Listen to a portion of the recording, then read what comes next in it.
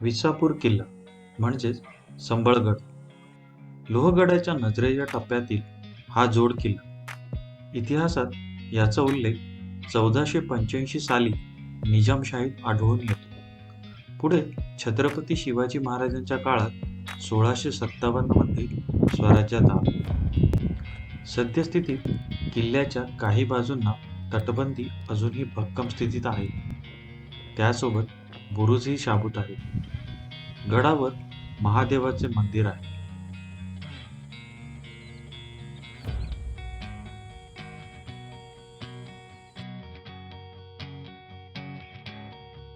पुरातन वस्तूंमध्ये काही कोठारे, तोफा आढळून येतात.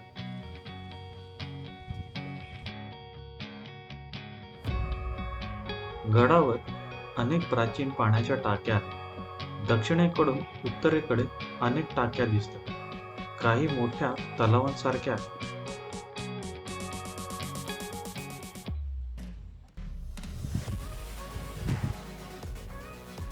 गडमाथ्यावर विस्तीर्ण पसरलेले पठार आहे. स्वच्छ हवामानात तुंग, तिकोना, कोरीगड, मोरगिरी हे किल्ले गडावर स्पष्ट दिसतात.